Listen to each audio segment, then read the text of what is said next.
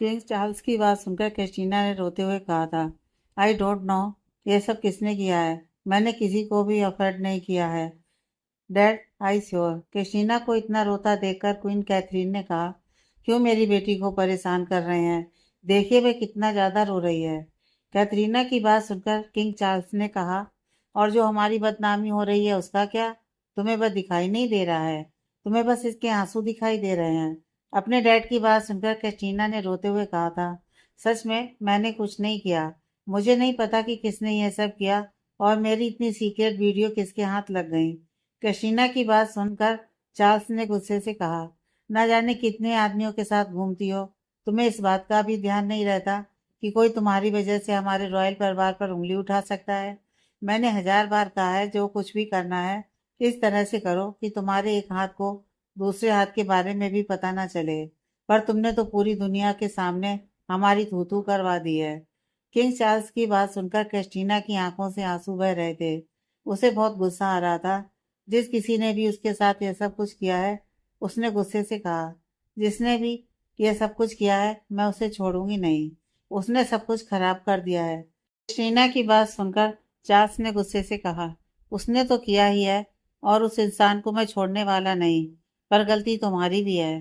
तुम्हारी अब इन हरकतों की वजह से न जाने कौन सा रॉयल फैमिली का मेंबर तुमसे शादी करना चाहेगा। आज तक तो तुम्हारे लिए हजारों रॉयल फैमिली से रिश्ते आते थे। हर एक प्रिंस तुम्हारे साथ शादी करना चाहता था, पर अब न जाने कौन तुमसे शादी करेगा।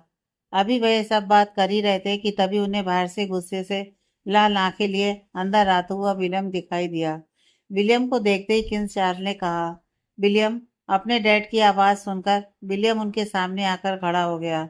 चार्ल्स ने गुस्से से कहा, कुछ पता चला किसने किया ये सब? विलियम ने गुस्से से लाल आंखें लिए क्रिस्टीना को देखते हुए कहा, हाँ मैंने पता किया है कि यह सब किसने किया है। विलियम की हाँ सुनकर किंग चार्ल्स ने क्वीन कैथरीन और क्रिस्टीना तीनों विलियम की तरफ देख रहे थे। किंग चार्ल्स ने गुस्से से कहा, किसने किया है? जल्दी बताओ। आखिर किसकी इतनी हिम्मत हो गई कि उसने रॉयल फैमिली के साथ पंगा लेने की हिम्मत की? लगता है उसे अपनी जिंदगी से प्यार नहीं है। बस एक बार नाम बताओ, उस इंसान को तो मौत की नींद में अपने हाथों से सुलाऊंगा। उसकी वजह से आज हर कंट्री की रॉयल फैमिली के लोग मुझे गंदी नजरों से देख रहे हैं। किंग चार्ल्स की बात सुनकर विलियम ने गुस्से भरी आवाज में कहा, यह सब कुछ इस क्रिस्टीना की वजह से हुआ है। विलियम की बात सुनकर किंग चार्ल्स और क्वीन कैथरीन हैरानी से क्रिस्टीना की तरफ देखने लगी।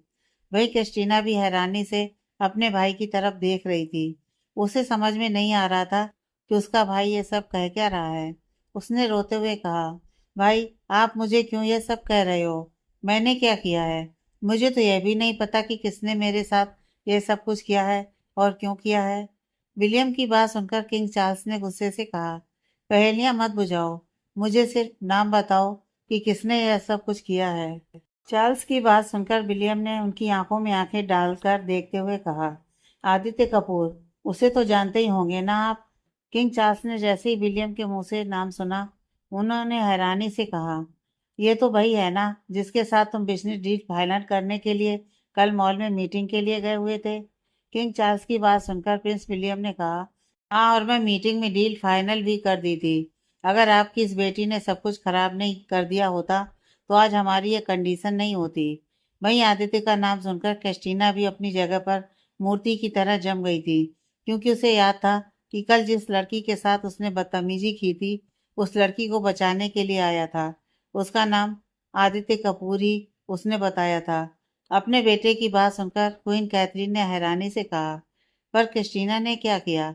वह तो तुम्हारे साथ मीटिंग के लिए भी नहीं आई थी। प्रिंस विलियम ने हंसते हुए कहा, इसने क्या किया? उसने आदित्य कपूर की गर्लफ्रेंड को अफेयर कर दिया। वह वहां पर शॉपिंग कर रही थी और यह उसे परेशान कर रही थी। इसने उसकी बेइज्जती की, उसके गाल पर थप्पड़ मारा और गार्ड से कहकर उसे यह रॉयल फैमिली की जेल में भी डलवाने वाली थी। अगर वक्त पर मिस्टर कपूर नहीं आए होते तो शायद इसने उसकी जान ही ले ली होती। फिर पता नहीं मिस्टर आदित्य कपूर हमारे साथ क्या करते। विलियम की पूरी बात सुनने के बाद चार्ल्स को भी क्रिस्टीना पर बहुत ही ज्यादा गुस्सा आ रहा था। उन्होंने गुस्से से कहा, तुम्हें कितनी बार कहा है बेफजूल में लोगों को परेशान करना बंद कर दो। तुम्हारी वजह से न जाने कितने लोग हमारे दुश्मन बन बैठे हैं और अब तुमने एक और दुश्मन बना लिया। आखिर तुम चाहती क्या हो? किंग चार्ल्स की बात सुनकर कैटरीना की आंखों में आंसू आ गए। उसके डैड कभी उसे नहीं डांटते थे। वह सिर्फ रियल की प्रिंसेस नहीं बल्कि अपनी मॉम डैड भाई की भी प्रिंसेस थी। वहीं कैटरीना की आंखों में आंसू देखकर क्वीन कैथरीन ने उसे गले से लगाते हुए कहा, आप प्लीज इसे डांटना बंद कर दीजिए। अब जो हो गया है हम उसे नहीं बदल सकते। हमें जो कुछ भी करना है जल्दी करना होगा। मेरी बेटी की इतनी बदनामी पहले ही हो चुकी है और रॉयल फैमिली पर भी काफी सवाल उठ रहे हैं। हमें जल्दी से इस न्यूज को दबाना होगा। कैथरीन की बात सुनकर चार्ल्स ने गुस्से से कहा, तुम जानती नहीं हो आदित्य कपूर को। वह इंसान के रूप में शैतान है। वह अपने दुश्मनों के साथ क्या करता है किसी को पता भी नहीं चलता। उसके कई दुश्मन कहाँ चले गए किसी को नहीं पता। कुछ लोग कहते हैं कि उसने उन्हें मार दिया तो कुछ कहते हैं कि उसने उन्हें कैद करके रखा हुआ है।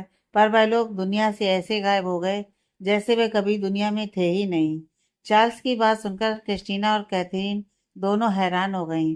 तभी विलियम ने गुस्से से कहा, माना कि वह बहुत अमीर है और बहुत पावरफुल है, पर हम भी कुछ कम नहीं है। हम भी रॉयल फैमिली से बिलोंग करते हैं। उसकी इतनी हिम्मत कैसे हुई कि उसने सिर्फ एक लड़की के लिए हमारी फैमिली को टारगेट किया? विलियम की बात सुनकर किंग चार्ल्स ने भी गुस्से से कहा, हाँ, उसकी इतनी हिम्मत कैसे हुई कि उसने एक रॉयल फैमिली को टारगेट करने से पहले एक बार भी नहीं सोचा? शायद वह भूल गया कि इस वक्त वह लंदन में ही मौजूद है। किंग चार्ल्स की बात सुनकर विलियम ने शैतानी मुस्कुराहट के साथ कहा, हमारे ही घर में आकर उसने हम पर अटैक किया है। उसे लगता है कि हम उसे इतनी आसानी से छोड़ देंगे? यशीना ने गुस्से भरी आवाज में कहा, मैंने कुछ नहीं किया था। मुझे वह बस ड्रेस पसंद आ गई थी और उसकी उस गर्लफ्रेंड ने मेरे साथ बदतमीजी की थी और वह दिखने में भी किसी भिखारी से कम नहीं लग रही थी, इसलिए मैंने उसके साथ बदतमीजी की। मुझे नहीं पता था कि वह आदित्य कपूर की गर्लफ्रेंड निकलेगी। पर उस आदित्य कपूर ने उस लड़की के लिए मुझे थप्पड़ भी मारा था। थप्पड़ मारने के बावजूद उसे ये सब करने की क्या जरूरत थी? कैथरीन ने जब यह सुना कि आदित्य कपूर ने उसकी बेटी के गाल पर थप्पड़ मारा था, उसने गुस्से से कहा, उसकी इतनी हिम्मत कि उसने मेरी बेटी के गाल पर थप्पड़ मारा? खुद को समझता क्या है वह? किंग चार्ल्स ने दोनों माँ बेटी की बातों को इग्नोर किया और विलियम की तरफ देखते हुए कहा, मुझे जितनी जल्दी हो सके ये बताओ कि आदित्य कपूर इस वक्त कहाँ है। अब उसे दिखाना ही होगा कि रॉयल फैमिली भले ही इस वक्त पहले जितनी पावरफुल नहीं रही, पर फिर भी उसके जैसे हजारों लोगों का मुकाबला हम चुटकी बजाते ही कर सकते हैं। उसे लग रहा होगा कि वह पैसों के दम पर हम लोगों को नीचे झुका सकता है, पर अब उसे सबक सिखाना ही होगा। किंग चार्ल्स की बात सुनकर प्रिंस विलियम ने कहा, मैंने पहले ही सोच लिया था कि मुझे क्या करना है और मैंने पहले ही पता लगा लिया कि वह इस वक्त कहाँ है। वह इस वक्त यहाँ की अपने पैलेस में मौजूद है। मैंने उसका कॉन्टैक्ट नंबर भी निकाल लिया है, मेरे पास पहले ही था। किंग चार्ल्स ने कहा, अभी के अभी उसे कॉल लगाओ, मैं उसे खुद यहाँ आने के लिए कहूँगा। किंग चार्ल्स की बात सुनकर प्रिंस विलियम ने कहा, पर हमारे साथ इतना कुछ करने के बाद क्या वह हमारी रॉयल पैलेस में आने की हिम्मत करेगा? किंग चार्ल्स ने कहा, जितना मैंने उसके बारे में सुना है मुझे यकीन है कि वह जरूर आएगा। तुम एक बार कॉल लगाओ। किंग चार्ल्स की बात सुनकर प्रिंस विलियम ने आदित्य का नंबर डायल कर दिया। इस वक्त वहां पर क्रिस्टीना, कैथरीन, चार्ल्स और विलियम सभी मौजूद थे। कॉल स्पीकर पर था जिस वजह से सभी लोग रिंग की आवाज आसानी से सुन सकते थे। वहीं दूसरी तरफ इस वक्त आदित्य काव्या आदित्य के घर में मौजूद थे। दोनों इस वक्त लिविंग रूम में बैठे हुए थे। इस वक्त शाम के 6 बज रहे थे। आदित्य काव्या को लेकर ऑफिस से आ गया था। दोनों अभी भी टीवी देख रहे थे। काव्या को अभी भी यकीन नहीं हो रहा था कि आदित्य ने उसके लिए रॉयल फैमिली के साथ पंगा ले लिया है। उसे डर भी लग रहा था, पर खुशी भी हो रही थी कि कोई है जो उसके लिए कुछ भी कर सकता है, किसी के साथ भी पंगा ले सकता है। दोनों टीवी देख ही रहे थे कि तभी आदित्य का मोबाइल रिंग हुआ। मोबाइल रिंग होने की आवाज सुनकर आदित्य के चेहरे पर एक मिस्टीरियस स्माइल आ गई।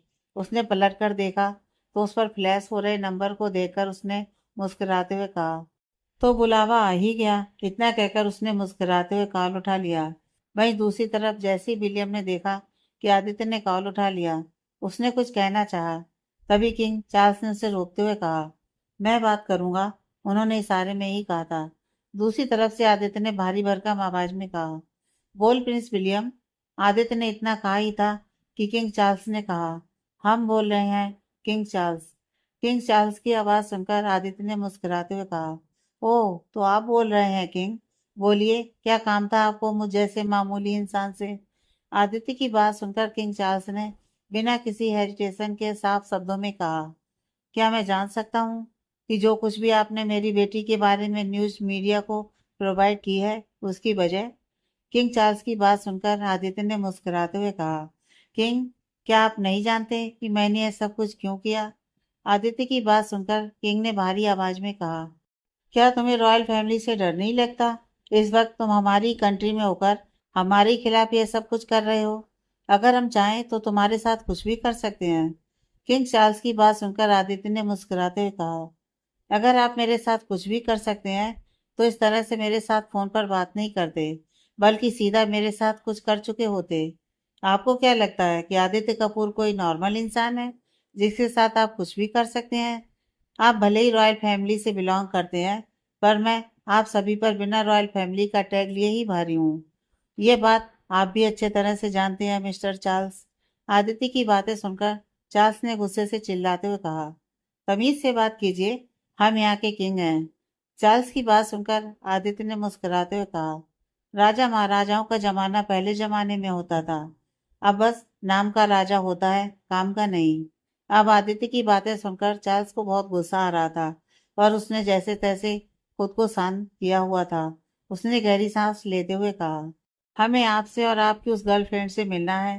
किंग चार्ल्स की बात सुनकर आदित्य ने मुस्कुराते हुए कहा, किंग मुझे नहीं पता था कि आप अपने दुश्मनों को घर पर खाना खाने के लिए इनविटेशन इस तरह से भेजते हो। आदित्य की बात सुनकर चार्ल्स ने कहा, वह मिस्टर कपूर, क्या आपको डर नहीं लग रहा कि अगर आप हमारे पैलेस में आ गए तो वापस नहीं जा पाएंगे। किंग चार्ल्स की बात सुनकर आदित्य ने मुस्कुराते हुए कहा, किंग आप शायद आदित्य कपूर को ठीक से जानते नहीं हैं। अगर आप मेरे बारे में कुछ जानते होते तो मुझसे ये सवाल नहीं करते। मैं आपके ही घर में घुसकर आपके साथ क्या कर सकता हूँ इसका अंदाजा भी नहीं लगा सकते आप। वैसे बताइए कब आना है हमें, मैं आने के लिए रेडी हूँ। आदित्य ने मुस्कुराते हुए कहा। वही उसकी बातें काव्या ध्यान से सुन रही थी। काव्या समझ गई थी कि जरूर किंग चार्ल्स ने ही आदित्य को कॉल किया होगा। उसे डर लग रहा था, इसलिए वह अपने नाखून चबाते हुए आदित्य की तरफ देख रही थी। आदित्य का ध्यान भी काव्या पर था। उसे काव्या को देखकर हंसी आ रही थी, पर उसने काफी मुश्किल से खुद को कंट्रोल करके रखा हुआ था। कुछ देर बाद आदित्य ने कॉल कट कर दिया और काव्या की तरफ देखने लगा। कॉल कट होते ही काव्या ने जल्दी से घबराकर कहा, क्या किंग ने आपको कॉल किया था। क्या उन्होंने आपको धमकी दी क्या, वह आपके साथ कुछ कर देंगे। बोलिए ना। काव्या ने घबराते हुए आदित्य की बाजू पकड़कर उसे सवाल कर रही थी।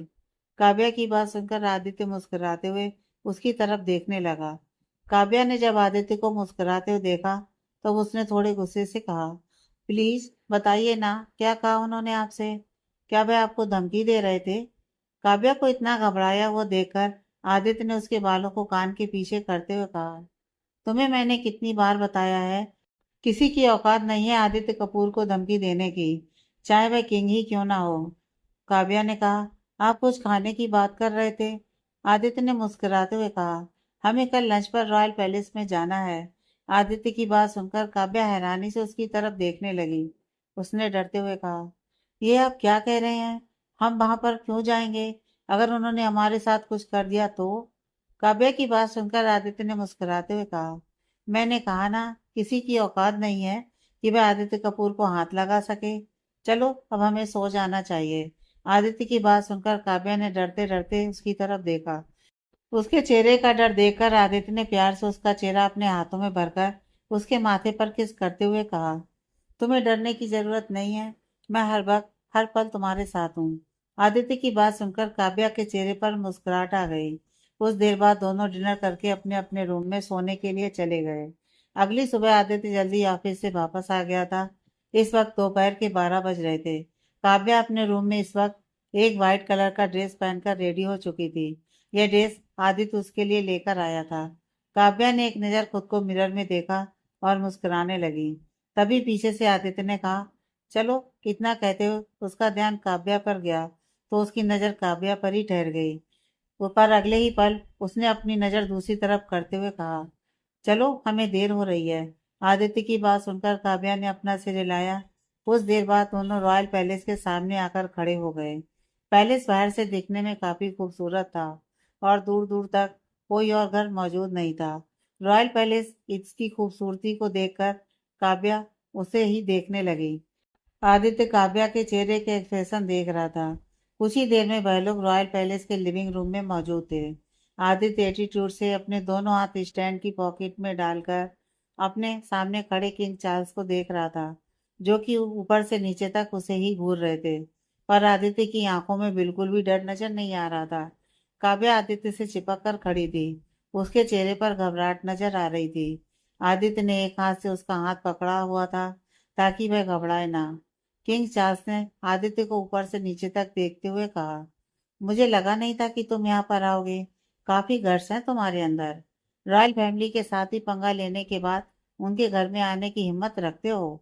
आदित्य ने चार्ल्स की आंखों में आंखें डालकर देखते हुए कहा, अभी तो आप मुझे जानते ही नहीं कि मैं यहाँ पर आकर क्या क्या कर सकता हूँ मिस्टर चार्ल्स। आदित्य की बात सुनकर चार्ल्स ने आदित्य को गुस्से से देखते हुए कहा, काफी हिम्मत है मिस्टर कपूर आपके अंदर। हमारे ही मेंशन में खड़े होकर आप हमें ही चैलेंज दे रहे हैं।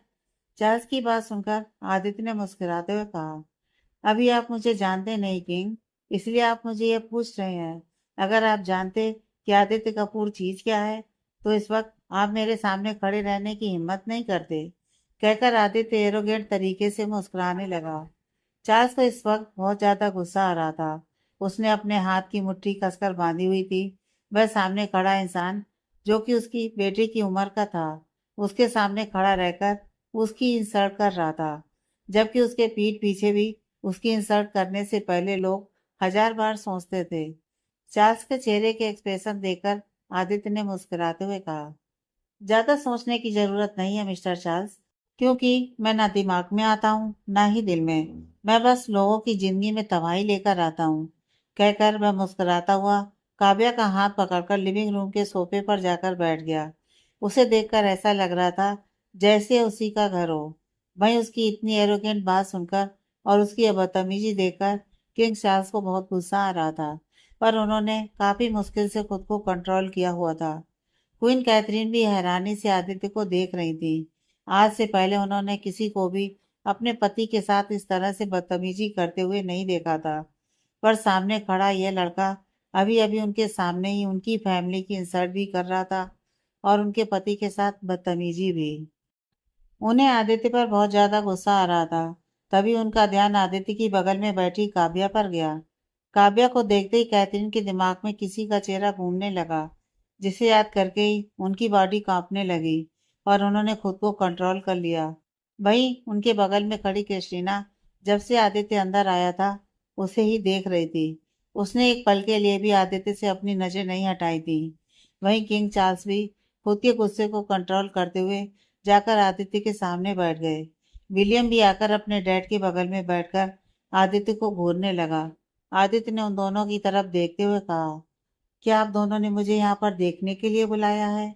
अगर आपको मुझे देखना ही था तो मेरी फोटो देख लेते। आई नो कि मैं बहुत हैंडसम हूँ, पर आप दोनों को यह शोभा नहीं देता। लड़कियां मुझ पर फ्लैट हो जाती हैं, यह नॉर्मल बात है। पर आप दोनों आदमी हैं और आप बूढ़े और तुम जवान। फिर भी मेरे चार्म का जादू आप दोनों पर भी चल गया। आदित्य की बात सुनकर चार्ल्स और विलियम को बहुत ही ज्यादा गुस्सा आ गया। आदित्य इनडायरेक्ट तरीके से उन्हें नामर्द और गे कह रहा था। फिर चार्ल्स ने गुस्से से कहा, अपनी औकात मत भूलो आदित्य कपूर। इस वक्त तुम हमारी पैलेस में बैठे हुए हो और हमारी इंसल्ट कर रहे हो। लगता है तुम्हें अपनी मौत से डर नहीं लगता। किंग चार्ल्स की बात सुनकर आदित्य ने गुस्से से देखते हुए कहा, तमीज में रहकर बात करो वरना मैं भूल जाऊंगा कि तुम यहाँ के किंग हो। आदित्य की बात सुनकर चार्ल्स को और भी ज्यादा गुस्सा आ गया। तभी विलियम ने गुस्से से कहा, भूलो मत, इस वक्त तुम हमारे घर में मौजूद हो और ये इंडिया नहीं है, लंदन है, लंदन। विलियम की बात सुनकर आदित्य ने उसे ऊपर से नीचे तक देखते हुए कहा, मुझे अच्छे से पता है कि इस वक्त मैं कहाँ पर मौजूद हूँ और क्या कर रहा हूँ। पर तुम ये मत भूलो कि मेरा नाम क्या है। लोगों को उनकी औकात कैसे याद दिलानी चाहिए ये मुझे अच्छे से पता है। तुम लोगों के सामने नॉर्मल तरीके से बात कर रहा हूँ इसका यह मतलब नहीं कि तुम लोग मेरे साथ बदतमीजी करोगे।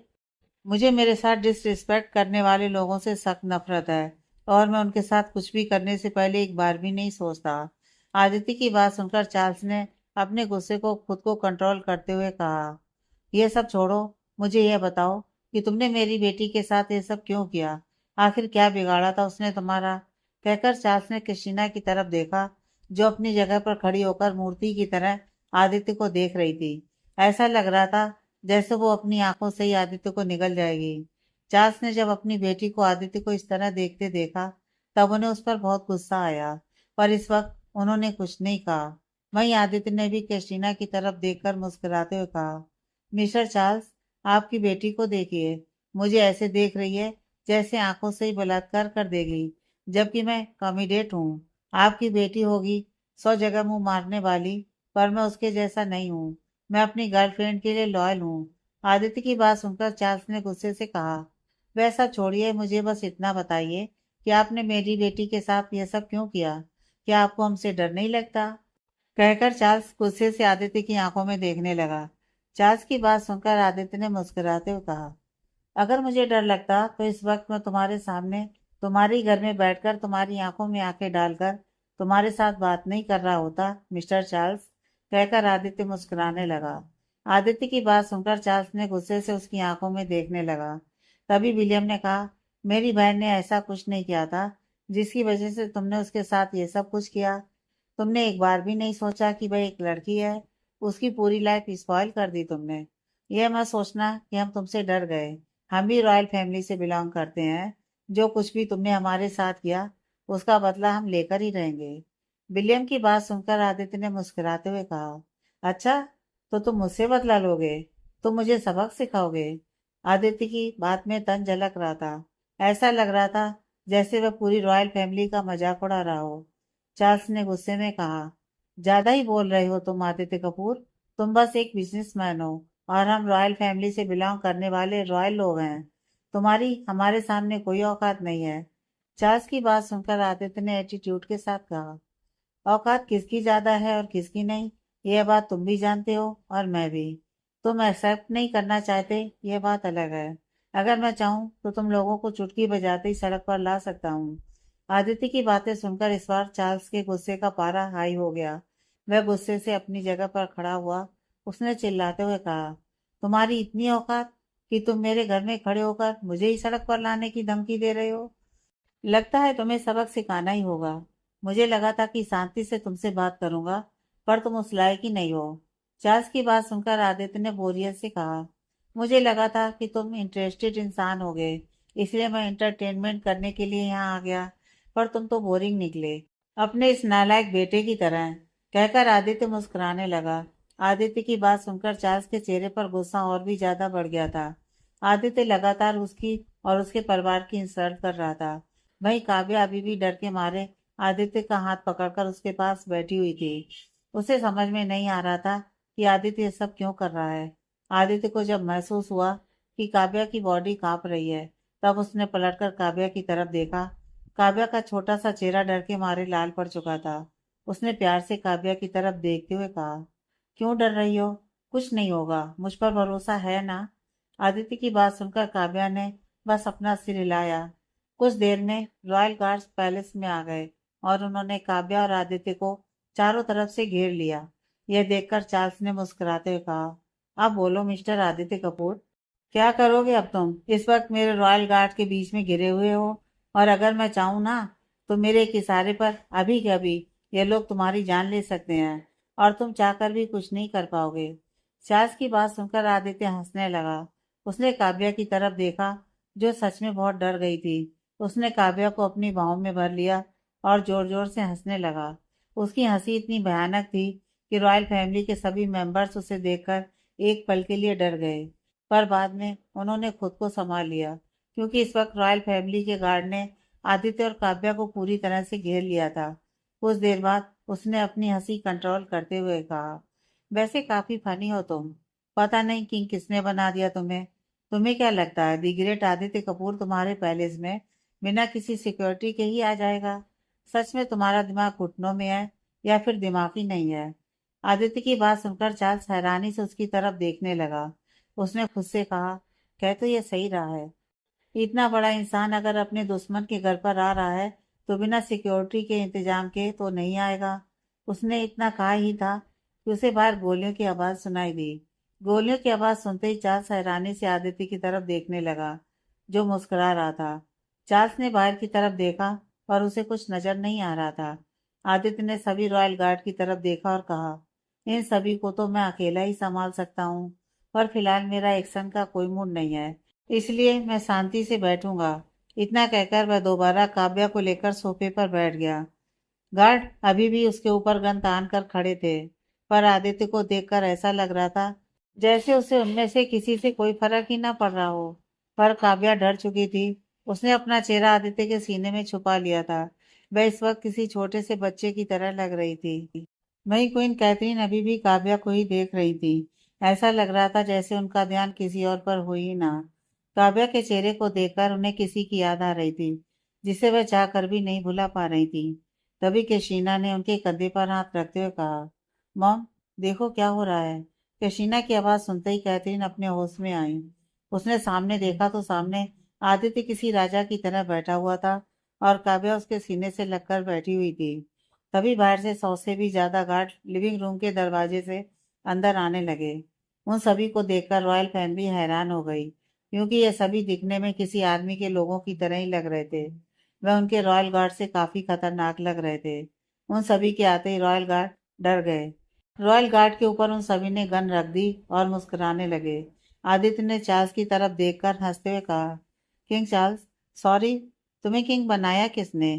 क्या तुम्हारा कोई भाई बहन नहीं था, या फिर तुम्हारे माँ बाप ने सिर्फ तुम्हें अकेले ही को पैदा किया, इसलिए तुम्हें किंग बनना पड़ा? हरकतें तो तुम्हारी किसी वजीर से भी बुरी हैं। आदित्य की बात सुनकर चार्ल्स बुरी तरह से उसे गुस्से से देखने लगा, पर इस वक्त उसने कुछ नहीं कहा। आदित्य ने मुस्कुराते कैशीना की तरफ देखा और कहा, रही बात इस बदतमीज लड़की के साथ मैंने ये सब क्यों किया, तो इससे पूछो, इसे क्या जरूरत थी मेरी गर्लफ्रेंड की बेइज्जती करके उसे 2 थप्पड़ मारने की और सभी लोगों के सामने उसकी इंसल्ट करने की, जबकि मेरी गर्लफ्रेंड ने इसके साथ कुछ भी नहीं किया था। शुरुआत इसने की थी, खत्म मैं करूंगा। मेरी गर्लफ्रेंड की इंसल्ट मेरे लिए मेरी इंसल्ट से भी ज्यादा बड़ी है, क्योंकि मैं उससे बहुत प्यार करता हूँ। काव्या, जो कि आदित्य के सीने से लगी हुई थी, आदित्य की बात सुनकर अपना चेहरा ऊपर उठाकर उसकी तरफ देखने लगी। आदित्य के चेहरे के एक्सप्रेशन काफी सीरियस थे। आदित्य ने भले ही सिर्फ कहने के लिए कह दिया हो, पर काव्या के लिए यह बहुत बड़ी बात थी। उसने खुद से कहा, काश आपने जो बात अभी कही वह दिल से कही होती, तो मुझे खुशी होती कि दुनिया में कोई तो है जो उससे प्यार करता है। यह सोचकर काव्या मनी मन मुस्कुराने लगी। वहीं आदित्य की बात सुनकर क्रिस्टीना ने इस बार गुस्से से कहा, अगर मैंने इसे थप्पड़ मारा था तो तुमने भी मुझे 2 थप्पड़ मारे थे। वहीं पर हिसाब बराबर हो गया। फिर तुम्हें क्या जरूरत थी मेरी पर्सनल लाइफ में इंटरफेयर करके हमारी फैमिली की इज्जत इस तरह से सबके सामने उछालने की? कैशीना की बात सुनकर आदित्य ने मुस्कुराते हुए कहा, क्योंकि मैं अपने दुश्मनों को इतनी आसानी से नहीं छोड़ता, और तुमने तो मेरी जान, मेरी काव्या पर हाथ उठाया था। थप्पड़ तो मैंने अपना गुस्सा निकालने के लिए मारा था, पर बदला उस टाइम पूरा नहीं हुआ था। इनफैक्ट बदला तो अभी भी पूरा नहीं हुआ है, क्योंकि तुम लोगों ने मुझे अपने घर पर बुलाकर मेरी इंसल्ट करने की हिम्मत की। तो अब नई जंग की शुरुआत हो चुकी है। अब जब तक मैं तुम लोगों को बर्बाद नहीं कर देता, मैं चैन से नहीं बैठूंगा। आदित्य की बात सुनकर पूरी रॉयल फैमिली गुस्से से उसे देखने लगी। जब कैथरीन ने देखा कि सब कुछ खराब हो रहा है, उसने सब कुछ संभालते हुए कहा, प्लीज, मेरी बेटी ने जो भी कुछ किया था उसे माफ कर दो। वह बच्ची है। उस अकेली की गलती की वजह से तुम हमारी रॉयल फैमिली के साथ ये सब कुछ नहीं कर सकते। कैथरीन की बात सुनकर आदित्य उसकी तरफ देखने लगा। कैथरीन देखने में काफी खूबसूरत थी और उसकी आवाज भी किसी मीठी कोयल की तरह थी। क्रिस्टीना उस पर गई थी, जिस वजह से वह भी देखने में काफी खूबसूरत थी। आदित्य ने कैथरीन की बात सुनकर मुस्कुराते हुए कहा, ठीक है, मैं आपकी बात मानने के लिए तैयार हूँ, पर सिर्फ एक शर्त पर। आदित्य की बात सुनकर कैथरीन ने कहा, कैसी शर्त? आदित्य ने मुस्कुराते हुए कहा, आपकी इस बेटी को मेरी गर्लफ्रेंड के सामने घुटनों के बल बैठकर अपनी नाक रगड़ते हुए से माफी मांगनी होगी। अगर आपकी ये बेटी करने के लिए तैयार है तो मैं आपके परिवार को माफ करने के लिए भी तैयार हूँ। फैसला आप लोगों के हाथों में है। ये कर आदित्य मुस्कुराने लगा। किंग चार्ल्स ने गुस्से से कहा, तुम्हारी हिम्मत कैसे हुई मेरी बेटी और रॉयल फैमिली की प्रिंसेस को इस दो कौड़ी की लड़की के सामने घुटने के बल बैठकर माफी मांगने के लिए कहने की? क्या तुम जानते नहीं रॉयल फैमिली की क्या अहमियत होती है? चार्ल्स की बात सुनकर आदित्य की आंखों में गुस्सा नजर आने लगा। वहीं कैथरीन आदित्य को देखकर समझ गई थी कि ये इंसान काफी ज्यादा खतरनाक है। वह अपने परिवार को किसी भी मुश्किल में नहीं पड़ने देना चाहती थी। पहले ही रॉयल फैमिली काफी ज्यादा परेशानी से जूझ रही थी। कैथरीन एक समझदार महिला थी। कैथरीन ने अपनी बेटी की तरफ देखा, जो गुस्से और नफरत भरी नजरों से काव्या को देख रही थी। उन्होंने गहरी सांस ली और कहा, पर क्या तुम इसके बाद ये वादा करते हो कि तुम हमारे परिवार के साथ कुछ भी नहीं करोगे? कैथरीन ने काफी मुश्किल से कहा। भाई, उसकी बात सुनकर आदित्य ने कहा, ठीक है, मैं वादा करता हूँ। अगर आपकी इस बेटी ने मेरी गर्लफ्रेंड से उस तरह से माफी मांगी जिस तरह से मैं चाहता हूँ, तो मैं आप लोगों के साथ कुछ भी नहीं करूंगा। आदित्य की बात सुनकर कैथरीन ने कृष्णा की तरफ देखकर अपने दोनों हाथ जोड़ते हुए कहा, कृष्णा प्लीज, काव्या से माफी मांग लो। अगर तुम नहीं चाहती कि हमारा परिवार बर्बाद हो जाए, पहले ही तुम्हारी वजह से काफी लोग हमारे दुश्मन बने हुए हैं। अगर किसी एक ने हमारे ऊपर वार कर दिया, तो हमारे सारे दुश्मन मिलकर हमारे परिवार को बर्बाद कर देंगे। प्लीज, मैं तुम्हारे पैर पड़ती हूँ बेटा, कैथरीन ने रोते हुए अपनी बेटी से कहा। वहीं अपनी मॉम को इस तरह से रोता देखकर क्रिस्टीना को बहुत बुरा लगा। चाहे वह कितनी बुरी क्यों ना हो, अपनी मॉम से बहुत प्यार करती थी। उसने रोते हुए कहा, मॉम प्लीज, ऐसे मत कीजिए। मैं इस लड़की से हरगिज माफी नहीं मांगूंगी। आखिर मेरी क्या गलती थी? मैंने कुछ नहीं किया मॉम। प्लीज, मैं माफी नहीं मांगूंगी। क्रिस्टीना को जिद करता देखकर कैथरीन ने कहा, कोई बात नहीं, अगर तुम माफी नहीं मांगना चाहती तो मैं मांग लूंगी। इतना कहकर उसने आदित्य की तरफ देखा और कहा, क्या मैं अपनी बेटी की गलती की सजा भुगत सकती हूँ? मैं घुटनों के बल बैठकर अपनी नाक रगड़कर आपकी गर्लफ्रेंड से माफी मांगने के लिए तैयार हूँ। कैथरीन की बात सुनकर क्रिस्टीना, विलियम और चार्ल्स तीनों हैरान हो गए। वह क्वीन थी और एक क्वीन के लिए ये करना किसी बहुत बड़े अपमान से कम नहीं था। वही काव्या अभी तक सब कुछ देख रही थी। उसे कैथरीन के लिए बहुत बुरा लग रहा था। आदित्य की तरफ देखकर कुछ कहना चाहा, पर तभी आदित्य ने कहा, बिल्कुल भी नहीं, गलती जिसने की है माफी भी वही मांगेगी। और वैसे भी बड़ों को अपने सामने झुकाना हमारे संस्कारों में नहीं सिखाया गया है, कहकर आदित्य कैशीना की तरफ देखने लगा। आदित्य की बात सुनकर क्वीन कैथरीन दोबारा अपनी बेटी की तरफ देखने लगी, जो कि आंसू भरी आंखों से अपनी मॉम को ही देख रही थी। उन्होंने कहा, प्लीज कैशीना, माफी मांग लो बेटा। मैं अब और परेशानी अपने परिवार पर मंडराते हुए नहीं देख सकती। प्लीज। अपनी मॉम को इस तरह से खुद के सामने रिक्वेस्ट करता देखकर अब कैस्टीना चाह कर भी मना नहीं कर सकती थी। उसने नफरत भरी नजरों से काव्या की तरफ देखा। अगर उसके बस में होता तो वह अभी के अभी काव्या की जान ले लेती। किंग चार्ल्स ने गुस्से से कहा, कोई जरूरत नहीं है किसी को माफी मांगने की। अभी हमारे अंदर इतनी ताकत है कि हम हमारे परिवार को प्रोटेक्ट कर सकते हैं। किंग चार्ल्स की बात सुनकर आदित्य मुस्कुराने लगा। वहीं क्वीन कैथरीन ने गुस्से से कहा, आप क्यों बेफिजूल की लड़ाई करके सब कुछ खराब करना चाहते हैं? आप खुद भी जानते हैं कि इस वक्त हमारी फाइनेंशियल कंडीशन इतनी स्टेबल नहीं है कि हम किसी के साथ लड़ाई कर सकें। अगर गलती हमारी बेटी ने की थी, तो माफी मांगने में क्या हर्ज है? क्वीन कैथरीन की बात सुनकर किंग चार्ल्स ने कुछ कहना चाहा। तभी क्वीन ने अपने दोनों हाथ जोड़ते हुए कहा, प्लीज, मैं जो कर रही हूँ मुझे करने दीजिए। अपनी बीवी को इस तरह से अपने सामने हाथ जोड़ता देख किंग चार्ल्स ने कुछ नहीं कहा। वहीं विलियम को बहुत ज्यादा गुस्सा आ रहा था।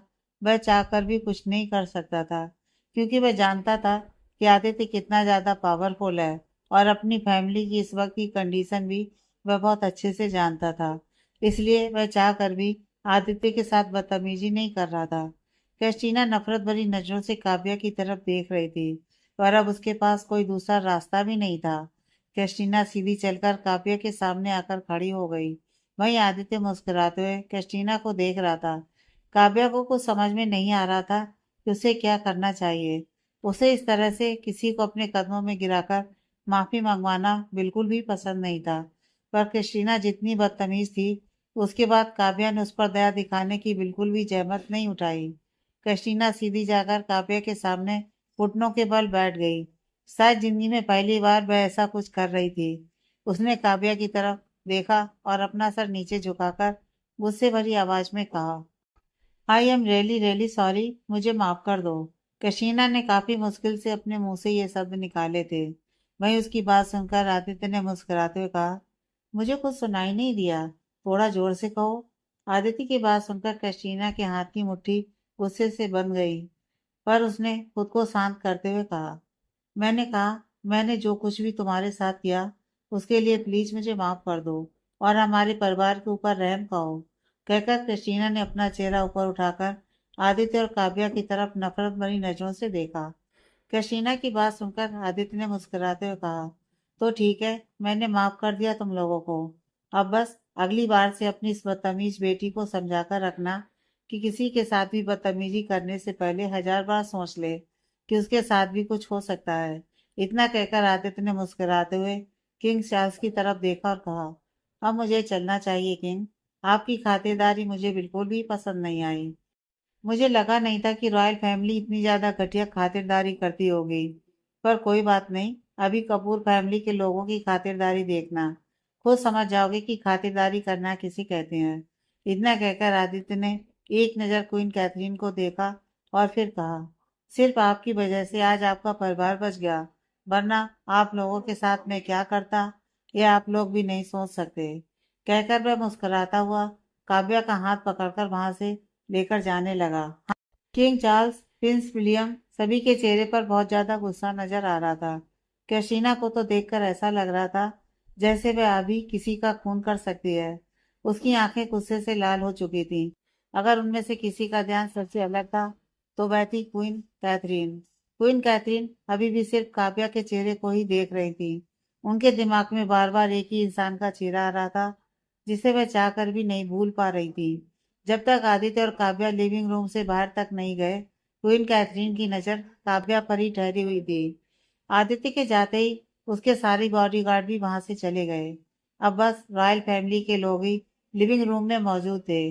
किंग चार्ल्स ने गुस्से से कैथरीन की तरफ देखते हुए कहा, आपने क्या किया? क्या जरूरत थी हमारी बेटी को उस 2 कौड़ी की लड़की के सामने माफी मांगने के लिए मजबूर करने की?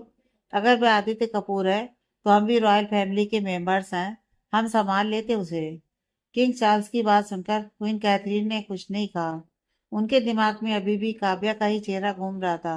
वहीं क्रिस्टीना ने एक नजर गुस्से से अपनी मॉम की तरफ देखा और तेजी से अपने रूम में चली गई। विलियम ने भी एक नजर अपने माँ पापा को देखा और वह भी वहां से चला गया। अब बस लिविंग रूम में क्वीन कैथरीन और किंग चार्ल्स ही मौजूद थे। किंग गुस्से से क्वीन के पास आकर खड़े हो गए। उन्होंने कहा, हमने आपसे कुछ पूछा है, जवाब दीजिए हमें। क्या जरूरत थी उस 2 कौड़ी की लड़की के सामने हमारी बेटी को माफी मांगने के लिए कहने की? किंग चार्ल्स की बात सुनकर क्वीन कैथरीन ने उनकी तरफ देखा और सिर्फ एक शब्द कहा, क्या आपको उसका चेहरा किसी की याद नहीं दिला रहा था? क्वीन कैथरीन की बात सुनकर किंग चार्ल्स ने गुस्से से कहा, आप ये क्या कह रही हैं? क्वीन कैथरीन ने कहा, उस लड़की का चेहरा आपको किसी की याद नहीं दिला रहा था? क्वीन कैथरीन की बात सुनकर किंग चार्ल्स ने काव्या के चेहरे को याद किया। तभी उनके दिमाग में एक और चेहरा नजर आने लगा। उन्होंने हैरानी से क्वीन कैथरीन की तरफ देखा तो क्वीन कैथरीन ने कहा, क्या मैं जो सोच रही हूँ वही आप सोच रहे हैं? किंग चार्ल्स ने कहा, क्या यह हो सकता है? क्वीन कैथरीन ने कहा, उसका चेहरा 90% तक उनसे मिलता है। क्या आपको नहीं लगता कि वह उनकी? कहते ही क्वीन कैथरीन चुप हो गई। वही क्वीन कैथरीन को चुप होता देखकर किंग चार्ल्स भी अपनी जगह पर ही बैठ गए। उनके चेहरे पर इस वक्त पसीने की बूंदें नजर आ रही थी। क्वीन कैथरीन भी उनके सामने आकर बैठ गईं। उन्होंने किंग के दोनों हाथों को अपने हाथों में लेकर कहा, अगर जो हम दोनों सोच रहे हैं वही सच हुआ तो? क्वीन कैथरीन की बात सुनकर किंग चार्ल्स ने गहरी सांस लेते हुए कहा, पर ऐसा कैसे हो सकता है? 20 साल पहले उनकी बेटी मर चुकी है। क्वीन कैथरीन ने कहा, पर ऐसा भी तो हो सकता है कि वह उस दिन बच गई हो, क्योंकि उस लड़की के चेहरे को देखकर मुझे सिर्फ उनकी याद आ रही है। किंग चार्ल्स ने कहा, इस बारे में हमें बात नहीं करनी चाहिए। वैसे भी हमें उन लोगों से कोई मतलब नहीं है। अगर वह उनकी बेटी है भी तो वह लोग खुद देख लेंगे। अपने पति की बात सुनकर क्वीन कैथरीन ने गहरी सांस ली और खुद से कहा, आप ऐसा कैसे कह सकते हैं? उन लोगों से हमारा कैसे मतलब नहीं हो सकता। पर अगर आपने मना किया है तो मैं कुछ भी नहीं करूँगी। पर मैं पता लगाकर ही रहूँगी कि आखिर उस लड़की की सच्चाई क्या है। कहकर क्वीन कैथरीन ने अपने पति की तरफ देखा और कहा, ठीक है, मैं अंदर जा रही हूँ। इतना कहकर वह वहां से चली गई। वहीं किंग चार्ल्स ने भले ही कैथरीन से कह दिया था कि उन्हें कोई फर्क नहीं पड़ता, पर उनके दिमाग में अभी भी काव्या का चेहरा ही घूम रहा था। उन्होंने खुद से कहा, मुझे भी पता लगाना ही होगा। अगर उस लड़की का सच में उन लोगों से कोई रिश्ता है तो ये कोई नॉर्मल बात नहीं हो सकती। इतना सोचकर किंग चार्ल्स अपनी जगह से उठकर सीधा अपने स्टडी रूम में चले गए और किसी को कॉल करके कुछ कहने लगे। वही इस वक्त आदित्य और काव्या दोनों गाड़ी में बैठे हुए थे। काव्या चुपचाप खिड़की से बाहर देख रही थी। आदित्य अपने लैपटॉप पर कुछ कर रहा था। कुछ देर बाद उनकी गाड़ी एक बड़े से रेस्टोरेंट के सामने आकर रुकी। यह देखकर काव्या ने कहा, गाड़ी यहाँ पर क्यों रुकी है? काव्या की बात सुनकर आदित्य ने उसे घूरते हुए कहा, वह क्या है ना, मैं चाहता हूँ कि मैं तुम्हारी जॉब रेस्टोरेंट में लगवा दूँ, इसलिए हम यहाँ पर आए हैं। आदित्य की बात सुनकर काव्या बड़ी बड़ी आंखों से उसकी तरफ देखने लगी। काव्या को खुद की तरफ इस तरह से देखता देखकर आदित्य ने कहा, बेवकूफ लड़की, अगर हम रेस्टोरेंट के बाहर खड़े हैं तो इसका यही मतलब है ना कि हम यहाँ पर खाना खाने के लिए आए हैं। अब हम वहां से तो बिना कुछ खाए ही वापस आ गए। तुम्हें भूख तो लगी होगी ना, इसलिए हम यहाँ पर लंच करने के लिए आए हैं। आदित्य की बातें सुनकर काव्या को अपनी बेवकूफ़ी पर गुस्सा आया, पर उसने कुछ नहीं कहा और आदित्य के साथ गाड़ी से बाहर उतर गई। इतनी देर में वह लोग एक रेस्टोरेंट की टेबल पर बैठे हुए थे। उनके सामने काफी कुछ खाने की चीजें रखी हुई थी, जो दिखने में काफी अजीब अजीब लग रही थी। काव्या सिर्फ उन डिश को देख रही थी, पर खा नहीं रही थी। आदित्य जानता था कि काव्या उन सभी खाने की चीजों को ऐसे क्यों देख रही है। उसने काव्या की तरफ देखते हुए कहा, टेंशन मत लो, ये सभी वेजिटेरियन चीजें हैं। आदित्य की बात सुनकर काव्या, जिसे बहुत ज्यादा भूख लगी थी, छोटे बच्चों की तरह खाना खाने लगी। उसे कोई फर्क नहीं पड़ रहा था कि आदित्य उसके बारे में क्या सोच रहा है। अब उसे आदित्य के साथ अनकंफर्टेबल फील नहीं होता था, बल्कि उसे आदित्य उसके परिवार की तरह ही लगता था। आदित्य भी चुपचाप उसे खाते हुए मुस्कुराकर देख रहा था और खुद भी खाना खा रहा था। कुछ ही देर में दोनों अपना लंच कंप्लीट करके रेस्टोरेंट से बाहर निकल चुके थे। इस वक्त काव्या के हाथ में एक आइसक्रीम का कोन था, जो कि आदित्य ने उसे दिलाई थी। काव्या मजे से आइसक्रीम खा रही थी। काव्या के चेहरे के दाग धब्बे पूरी तरह से मिट चुके थे। अब वह पहले की तरह ही प्यारी और मासूम लग रही थी। आदित्य काव्या को ही देख रहा था, जो कि उसे इग्नोर करते हुए अपनी आइसक्रीम पर फोकस करके उसे ही खा रही थी। कुछ ही देर में वो लोग गाड़ी में आकर वापस बैठ गए, पर काव्या का ध्यान अभी भी आदित्य पर नहीं था। वह मजे से अपनी आइसक्रीम खा रही थी। अब आइसक्रीम लगभग खत्म ही होने को आई थी। आदित्य ने काव्या की तरफ देखा और मन ही मन कहा, यह लड़की मुझे इतनी देर से इग्नोर कर रही है, इसकी यह हिम्मत। आदित्य इस वक्त बेवकूफ जैसी बात कर रहा था। अब जब काव्या आइसक्रीम खा रही थी तो वह अपनी आइसक्रीम को छोड़कर उस पर कैसे ध्यान दे सकती थी। अब काव्या की आइसक्रीम खत्म हो चुकी थी और वह अपनी उंगलियां अपने मुंह में डालकर चूस रही थी। काफी देर से आदित्य देख रहा था कि काव्या उसकी तरफ ध्यान नहीं दे रही है। आदित्य ने बिना कुछ सोचे समझे काव्या को अपनी तरफ खींच लिया। काव्या, जिसका पूरा फोकस अपनी उंगलियों पर था, आदित्य के इस तरह से खींचने के कारण हैरानी से अपना चेहरा ऊपर उठाकर उसकी तरफ देखने लगी। वह बड़ी बड़ी आंखों से आदित्य की तरफ देखने लगी। वहीं आदित्य ने उसकी बड़ी बड़ी आंखों को देखते हुए कहा, कितनी बार कहा है इस तरह से अपनी आंखों को बड़ा बड़ा करके मुझे मत देखो, वरना। इतना कहते हुए वो चुप हो गया। वहीं उसकी बात सुनकर काव्या ने कहा, पर आपने हमें इस तरह से क्यों खींचा? काव्या ने बहुत ही मासूमियत से पूछा। आदित्य ने काव्या को गुस्से से देखते हुए कहा, तुम मुझे इतनी देर से इग्नोर क्यों कर रही थी? आदित्य की बात सुनकर काव्या हैरानी से उसकी तरफ देखने लगी। उसने कहा, हमने कब आपको इग्नोर किया? काव्या की बात सुनकर आदित्य ने उसे गुस्से से देखते हुए कहा, इतनी देर से तो तुम मुझे इग्नोर कर रही थी। जब से हम रेस्टोरेंट से लंच करके बाहर निकले हैं, तुमने एक बार भी मेरी तरफ नहीं देखा। अब मुझे बताओ कि तुम मुझे इग्नोर क्यों कर रही थी? आदित्य की बात सुनकर काव्या को समझ में नहीं आ रहा था कि वह क्या कहे। उसने मन ही मन कहा, ये इतने ज्यादा बेवकूफ कैसे हो सकते हैं? हमें तो यकीन नहीं हो रहा कि ये इतने बड़े बिजनेसमैन हैं। अब जब हम आइसक्रीम खा रहे थे तो फिर हम इन पर कैसे ध्यान दे सकते थे? काव्या ने यह बात सब मन ही मन कहा, क्योंकि आदित्य को यह सब कहने की उसकी हिम्मत नहीं थी। वहीं काव्या को चुपचाप कुछ सोचता देखकर आदित्य ने उसका चेहरा अपनी तरफ करते हुए कहा, मुझे जवाब दो, तुम मुझे इग्नोर क्यों कर रही थी? काव्या ने आदित्य की तरफ देखकर प्यारी सी स्माइल के साथ कहा, हम अपनी आइसक्रीम खा रहे थे, हम आपको इग्नोर नहीं कर रहे थे। आपको ऐसा क्यों लग रहा है कि हम आपको इग्नोर कर रहे थे? आदित्य ने काव्या की तरफ देखा। उसके लिप्स पर अभी भी आइसक्रीम लगी हुई थी और उसके लिप्स गीले थे, जिस वजह से वह काफी ज्यादा खूबसूरत लग रही थी। आदित्य का ध्यान ना चाहते हुए भी उसके लिप्स पर ही जा रहा था। काव्या की बात उसके कानों में तो जा रही थी, पर वह उसकी बातों को समझ नहीं पा रहा था। वह सिर्फ काव्या के लिप्स को ही देख रहा था। आदित्य ने काव्या की तरफ देखा और बिना कुछ सोचे समझे उसके लिप्स पर अपने लिप्स रख दिए। काव्या, जो कि आदित्य से कुछ कह रही थी, जैसे उसे एहसास हुआ कि आदित्य ने अभी अभी क्या किया है, उसकी आंखें बड़ी बड़ी हो गईं। वह अपनी बड़ी बड़ी आंखों से आदित्य को देखने लगी, जो कि अपनी आंखें बंद करके उसे किस कर रहा था। काव्या तो ना उसे खुद से दूर कर रही थी, ना ही उसका साथ दे रही थी, बल्कि वह अपनी जगह पर मूर्ति की तरह जम चुकी थी। कुछ देर बाद आदित्य ने काव्या को छोड़ा। आदित्य के छोड़ते ही काव्या लंबी लंबी सांसें लेने लगी। वह आदित्य को हैरानी से देख रही थी, जो कि अपने होठों पर जीभ फेर रहा था। उसकी हरकत देखकर काव्या की नज़र शर्म से नीचे झुक गई। आदित्य ने काव्या की तरफ देखते हुए कहा, अगली बार से अगर तुमने मुझे इग्नोर करने के बारे में सोचा भी, तो अपनी इस पनिशमेंट को याद कर लेना। आदित्य की बात सुनकर काव्या हैरानी से उसकी तरफ देखने लगी। उसने खुद से कहा, कोई ऐसी पनिशमेंट देता है भला? काव्या के चेहरे के एक्सप्रेशन देखकर आदित्य समझ गया कि वह क्या सोच रही है। उसने मुस्कुराते हुए कहा, ये मेरी पनिशमेंट देने की स्टाइल है, इसलिए इसे याद कर लेना और अगली बार से मुझे इग्नोर करने के बारे में सोचना भी मत। कहकर वह अपना लैपटॉप निकालकर उस पर काम करने लगा। वहीं काव्या ने मन ही मन उसे देखते हुए कहा, पता नहीं ये क्या सोचते हैं और क्या नहीं। जब ये हमसे प्यार करते ही नहीं है, तो फिर इस तरह की हरकतें करने की क्या ज़रूरत है? वैसे भी यह तो अपनी किसी बेबी से प्यार करते हैं। कहकर उसका मुंह बन गया। वहीं दूसरी तरफ इंडिया में इस वक्त एक फेमस बार में सूरज बार काउंटर पर बैठकर ड्रिंक कर रहा था। इस वक्त वह नशे में नहीं लग रहा था। ऐसा लग रहा था जैसे अभी अभी उसने ड्रिंक करना स्टार्ट किया हो। वह स्टेज की तरफ देख रहा था, जहाँ पर कुछ डांसर डांस कर रही थी। उसका ध्यान उन सभी डांसर में किसी एक लड़की को ढूंढ रहा था, पर शायद उसे वह नजर नहीं आ रही थी।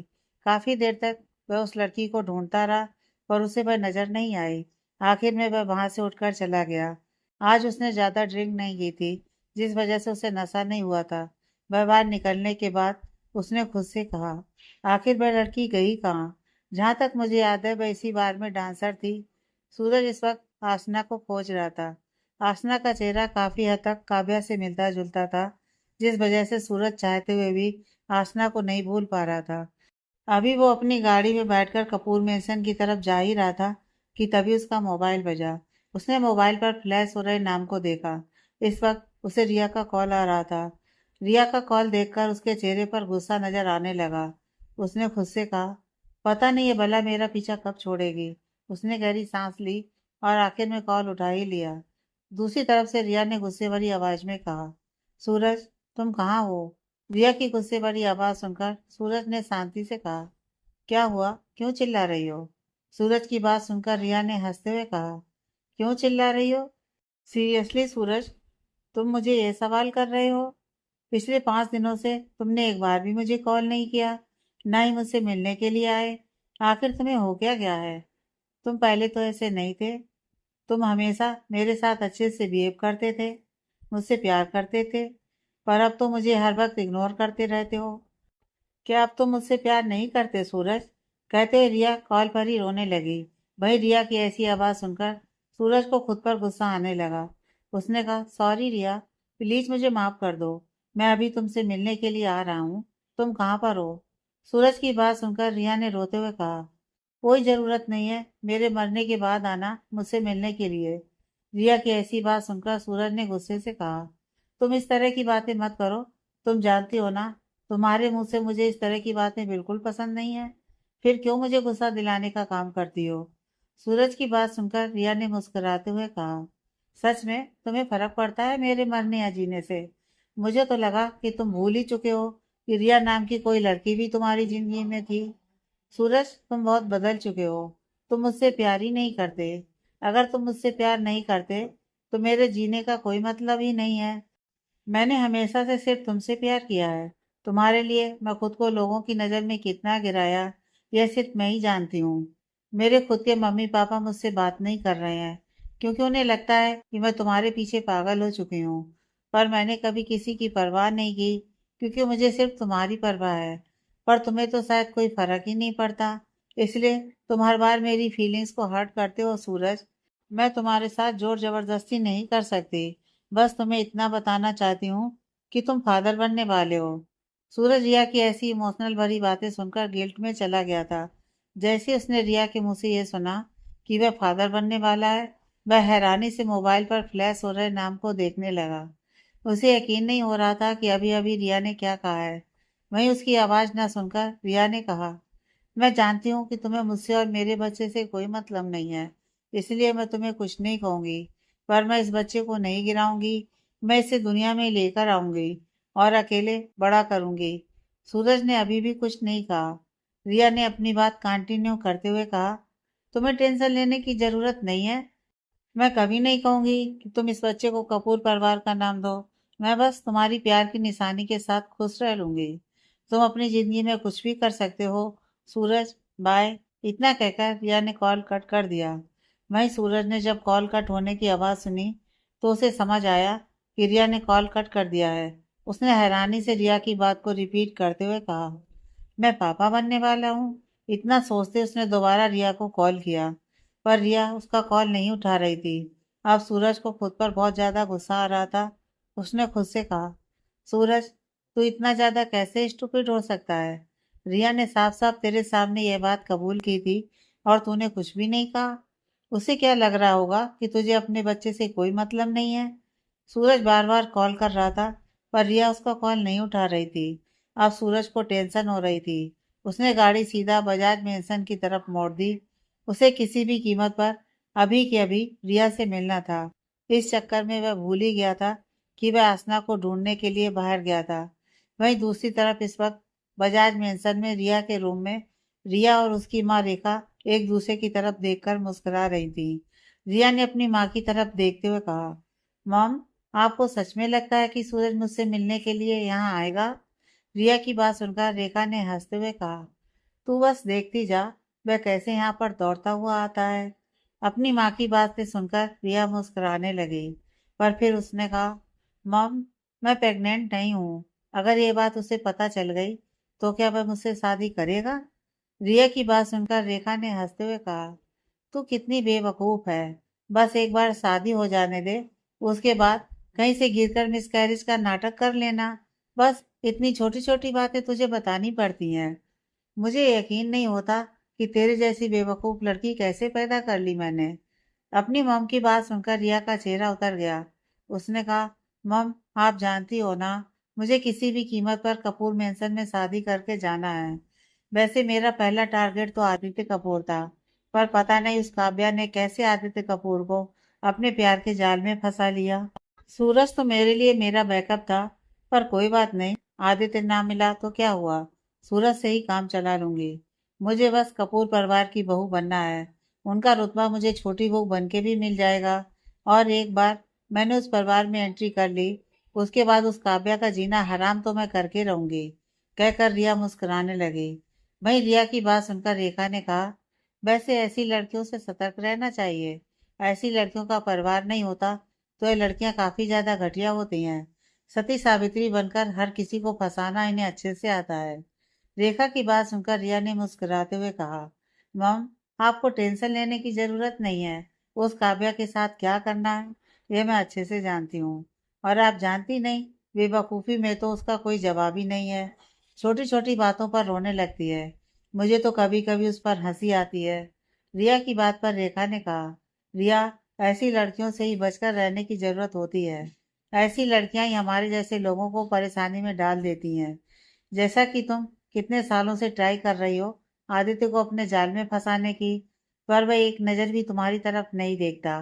पर वहीं इस लड़की ने कुछ ही दिनों में उसे पटा लिया। तुम इसी बात से अंदाजा लगा सकती हो कि यह लड़की कितने घाट का पानी पी चुकी होगी। रेखा की बात सुनकर रिया ने कुछ सोचते हुए कहा, माँ, मुझे नहीं लगता कि काव्या उस तरह की लड़की है। वह तो भोली भाली मासूम सी लड़की है, जो किसी की भी बातों में आसानी से आ जाती है। रिया की बात पर रेखा ने गुस्से से उसे देखते हुए कहा, नालायक लड़की, तू मेरी बात समझती क्यों नहीं है? ऐसी लड़की अपने चेहरे पर मासूमियत और भोलेपन का नकाब ओढ़कर लोगों को फंसाना अच्छे से जानती है। अपनी माँ की बात सुनकर रिया ने कहा, ठीक है, मैं आपकी बात समझ गई, पर आप मुझे बस इतना बताइए कि क्या सूरज मुझसे मिलने के लिए आएगा? रेखा ने कहा, बस मेरी एक बात ध्यान में रख, तुझे जितना हो सके सूरज को इग्नोर करना है, क्योंकि लड़के उसी के पीछे भागते हैं जो उनसे दूर भागती हैं।